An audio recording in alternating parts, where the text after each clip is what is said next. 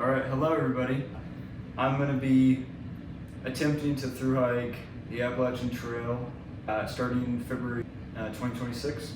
I wanted to make a video introducing myself, arguably more importantly, introducing my gear, because that's what's going to be helping me throughout the trail. So like everybody else, I'm going to start off with the big three they're called. So you have your tent, sleeping bag, sleeping pad, I got an implicit third, or implicit fourth, and then backpack, did I say that?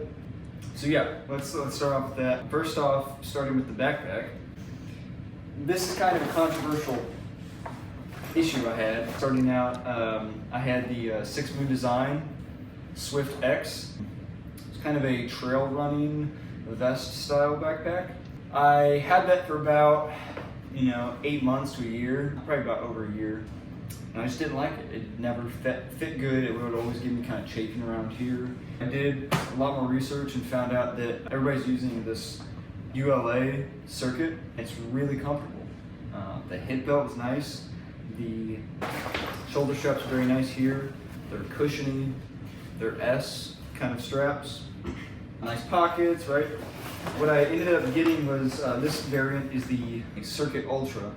So it has this 400X, ultra fabric, whatever that means. In any case, it's water resistant, waterproof up to about I think 300 psi, somewhere around there. So won't get very wet inside. Yeah, as a side note, I'm bringing this 50-liter pack liner by 6 Moon Design. It's pretty nice. So when you do this, right, it'll stay shut.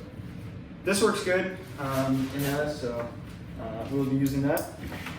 Go over the tent. So this is the Durston X-Mid 2 tent. I originally started out with the 6 Moon Design Lunar Solo. That was a single-walled, single-person tent. Hated it because it was single-walled. Condensation, I would just wake up wet. Not good. So I got this double-walled, double-person tent. Great, pretty ultra-light. Only weighs probably 2.5 pounds. As the implicit fourth, I have this sleeping pad. It's a Big Agnes Repeat SL insulated sleeping pad. Super comfy, high R value. So going into the winter season, it's gonna be really good. To inflate it, I have this inflating bag. So all you do is just hook this to the inlet receptacle on the sleeping pad, blow in it, close it, and then you get this air pocket, right? So when you can actually push it inside sleeping pad, and about probably 15-ish pumps, you'll have a full sleeping bag. So lightweight, came with it, works. Luxury item, I'm going to be taking the pillow. This is a Sea to Summit Eros Premium Regular. I got this on the REI resupply for I think it was 60% off of the original price. Great pillow. Has kind of a one-way valve on the inlet, so super easy to blow up. And yeah, it's a nice pillow. It makes a difference in the nighttime, giving that good night's sleep. So for the sleeping bag, I know it's going to be super cold, and I wanted to make sure I was warm. So right down there, I have the Zenvivi -5 sleeping bag. I think it's rated for safety at -5 and then comfort at 5. Every time I've taken it out, even in the teens, I've been super warm. I'm super happy with it. So yeah, Zenvivi, they have their whole product line is based off of quilts, and quilts that attach to your sleeping pad by this kind of sheet. And you hook it in, and it basically attempts to limit the cold drafts that you might have with the quilt, right? Because the back is cut out. So it's basically like a bed sheet. So you twist and turn, the quilt stays the same, in the same position, and you don't have the problem of a mummy where you just have this little eyelet, and you just kind of have to move with it. I didn't like that. So I ended up going with the quilt, lighter. I may switch this out for something much lighter later in the hike, but for the first couple months, I think it would be really good. It's a bivy style too, so if your head gets cold, you can just put the little sheet over. So we'll see how long I take that with me. Probably I'll ship it back or just throw it away along the trail. If it's just not, needed, I might try a couple nights here without it. So those are the big three. So Durst Next Big 2, Zen Bivy 5 degree, Repeat SL, Big Egg and a sleeping pad, pillow. Gotta have a pillow. Okay, so going along with that, I think the next logical step is to talk about clothes. So kind of have it organized into 3 different sections. So first is wearing clothes. What am I wearing during the day? Right over here, I have an REI. I think it's like a synthetic polyester long john kind of underwear. And then for the long sleeve top, I have a smart wool thermal layer. Yeah, so those are gonna be my kind of base layers as it gets really cold. I can always strip them down, take them off. As for pants, I'm using these REI trail pants, really kind of thin, so they'll be good to layer.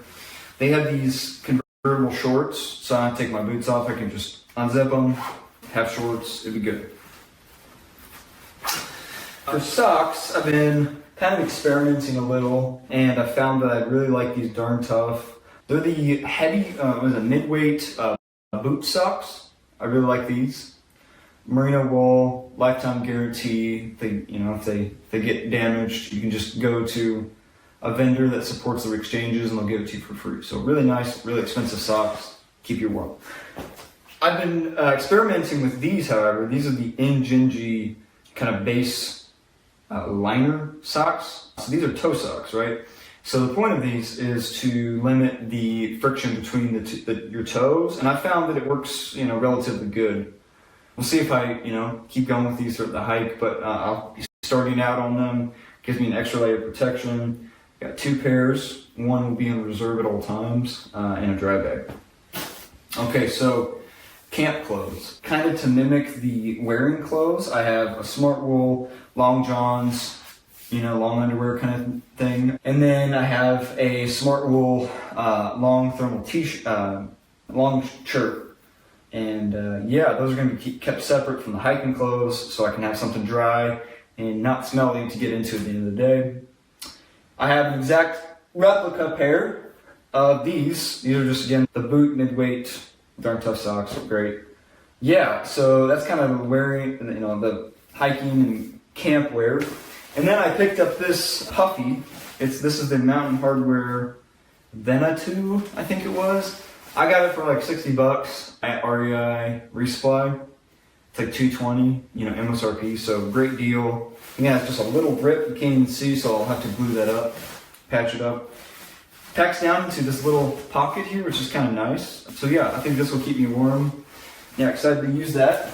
That might just live in my backpack while I'm hiking, depending on how cold it is. So relatively lightweight. Here, since I'm going to be starting in February, and already in the next a week or two, there's going to be up to 3 feet of snow over in North Carolina and Tennessee.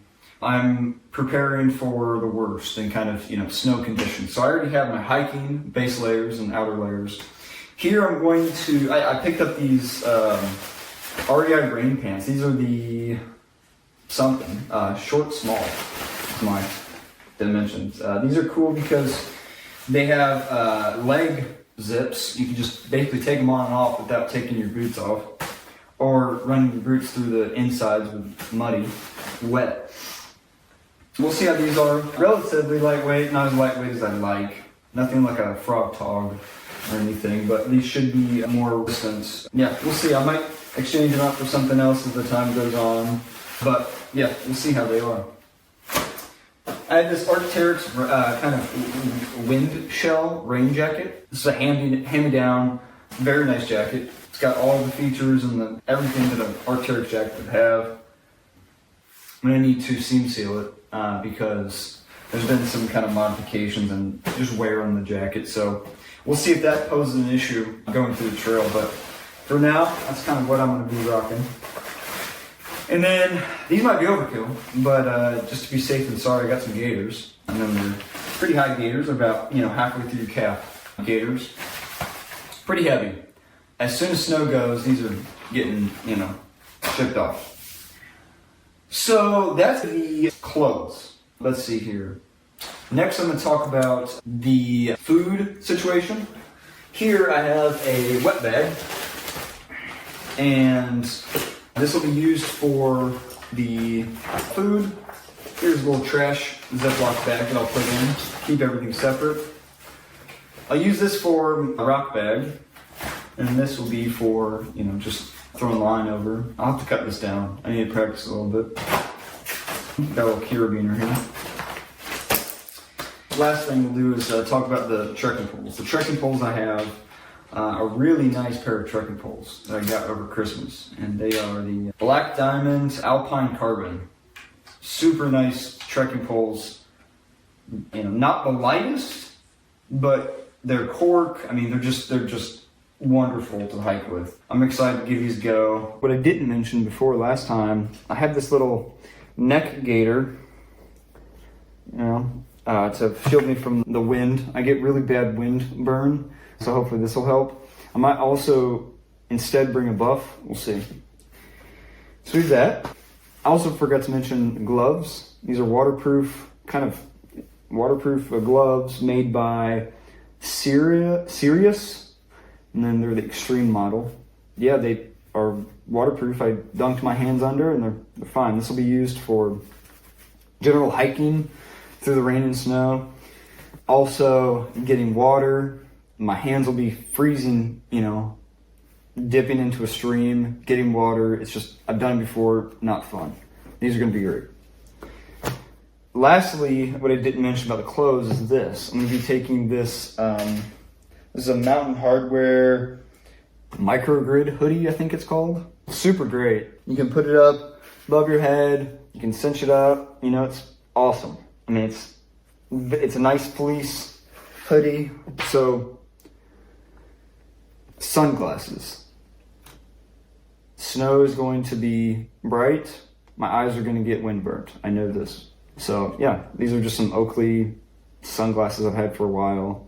Really nice, really great. And then here's like a little cloth bag I'll bring, either for my glasses or the sunglasses, whichever one that I'm not wearing. And I'll keep that probably on the outside of my bag. For nighttime, I'm going to be using this Petzl headlamp. I think it says the Tactica plus the RGB. So, it's got the white light plus red light. So that's really good. Going to be nice at night. So we have the cook system, fork and knife. They're magnetic, so pretty cool. I don't know what I'm going to do at this point. I have two different pots. I have an MSR 1.2 liter pot that I might take, but I just grabbed this Tokes pot. I think this is considerably lighter, but I'll have to test whether I like how small it is. We'll see. This is a question mark on my gear list so far. But what I have in it is a little cloth I've cut down, just kind of like a breathable micro cloth. A Bic lighter. I have a MSR Pocket Rocket Deluxe. Pretty good stove. Some issues on the piezo igniter. Maybe it needs to be cleaned off. I don't know. Cannot take this on the airplane, but this is probably what I'll be using. Get this at some outfitter or whatever in Georgia before it starts. An isobutane fuel tank. Yeah, and this is a Tokes titanium 750 milliliter pot. So this is probably 40% lighter, less volume than the 1.2 liter. So we'll see. What I do like about this is a handle, and this might be nice to drink or whatever. Yeah, we'll see. There's also this little carrying case. You put it in and just keeps everything kind of nice and neat. Question on the pot, but everything else will be staying. So next we're gonna go with the kind of what's gonna be inside my bag. So inside this stuff sack, I have my electronics and I have my first aid. and toothbrush and toothpaste. I'm gonna set this aside just for a minute, and we'll get that to last. For number 2, it's no surprise that there's not gonna be any bathrooms. So what I have here is just a trowel, ultralight trowel. Got it on Amazon. It's like 1 ounce, not bad. Some TP, some hand sanitizer, and some Dr. Bonner's unscented all-purpose soap in this little dispenser bottle that I bought. We'll see how this works out. It might be too much liquid. Might have to find a smaller bottle, but for now, I like having the, hand wash to get off the viruses and then the antibacterial sanitizer. So double action there. Hopefully won't be getting any diseases on the trail. With my hands wet, I got this little cloth that was laying around, cut a little slit in it, put a carabiner on it, and I'll hang this on the outside of my bag. This will be used just to wash my hands and clean it off after it's wet, before I put my gloves back on. So that's kind of the full hygiene kit. So yeah, we'll move that to the side. Water filter, like everybody else, I'm using the Sawyer Squeeze with the CNOC 2-liter water bag. A lot better than the Sawyer bags. Yeah, never had really good luck with the Sawyer bags that was leaked. Just ended up causing problems. So there's that. The Garmin InReach Mini 2, everybody has one of these. It's a satellite communicator. I can ping my location. I can text message. I can check in everywhere. This, from pole to pole. I think we talked about everything there. So let's talk about what's inside my bag, inside my pack. So toothbrush, toothpaste. This is like a little United Airline bamboo, really ultra light. It'll work. And then just like a, 2 ounce toothpaste. And then a couple toothpicks, because that might be annoying if I have a toothache or something lodged in there. Before we get to that, we will talk about what's in the electronics. This is semi-finalized. I need to get a power brick, but we have a power converter, a power adapter from USB-C to a proprietary Garmin for my watch. We have a bundle of different things. Here's some corded earbuds. Here is a 10,000 milliamp Nightcore Energy Break NB1000. Pretty light, I think weighs like 6 ounces. So yeah. So this plus 1, 2, 3, 4 different USB-C cables to charge this, my phone, my watch, and my InReach.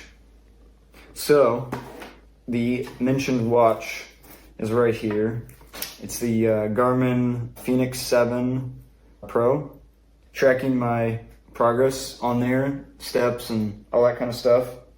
So yeah, so that's for the electronics. Lastly, we have the kind of first aid kit and the miscellaneous. Here's the Sawyer Squeeze back flush syringe with a extra gasket inside. Here is some fire starter and some cotton pads with Vaseline on them. I think we got about 3 fire starters and 2 Vaseline pads. Some Katahdin water filtration tablets, just in case my water filter freezes or anything happens. I have some anti-nausea medicine, anti-diarrheal medicine, Tylenol, allergy medicine, and some ibuprofen. So this is kind of, what I might need, hopefully not need. Tweezers and some scissors. I have some hemostatic gauze, some Vaseline lip balm that I'll use. Probably keep that on me while I'm hiking. Here's some Leukotape. Leukotape is kind of medical grade adhesive tape. Put your body, particularly to your toes and to your feet, to reduce blisters. Just put that on a bamboo stick. Emergency blanket, kind of a heavy addition, but when I need it, I will need it. I'll probably get rid of that after the really cold season, but we'll see. Some tiny nail clippers with a file. Here's just a a blister pad that's supposed to be waterproof, and I don't know, we'll figure it out. Just try it out. Got some blister donuts, some sterile alcohol pads, a couple Band-Aids. I have needle and thread for whether I need to sew something up, or for blisters, what you can do is you can put it in your foot. You can poke the blister, drain it if you need, put a thread through it to keep it open, sterilize it obviously, and then you can put a donut on here, some Leuko tape, and that will kind of keep it good until you can take a rest day and actually take care of it. Here's just a little thing of Vaseline, and lastly, some triple antibiotic cream. So lastly, what was not mentioned was two things. I'm going to be using Naxudium cream on my feet. So recently I've been having some foot pain, especially around like the plantar fascia area. I want to make sure that I can do this hike, and some foot cream might go a long way, so I'll use it as needed. That's coming in. I don't have that here. Additionally, for my shoes, I don't have them right now. What I started out hiking in was, when I first started hiking, was the Ultra Lone Peak 9s. They were ankle cut shoes, very great, zero drop, had no problems. Along that trend, I got the Ultra Temp 5 Gore-Tex mid-cut boots. After hiking in them, they gave me some acute plantar fasciitis kind of pain. So stopped for about 5 days, rested up, and through that time I figured out that the pain was likely due to the zero drop. So what I did was I did some research and ended up buying the Topo Athletic Trail Venture 2 waterproof mid-cut boots. We'll see how they are. They should come in the next couple days. They have a 5mm drop, so going from that 0 to 5mm drop should be good. And then as needed, depending on how the insoles are on the Topo Athletic shoes, I've been experimenting with some Superfeet all-purpose style insoles with high arch support, because I guess my feet have high arches, and that's probably why those zero drops were just irritating me. So yeah, we'll cut to a fully packed backpack and see what the base weight is, but I just want to mention that. All right, so I packed out everything. I didn't pack out everything. I have this on, and then I have, assuming that I'm wearing my trail pants, long johns, a long shirt, smart wool layer, gloves, and a neck gaiter.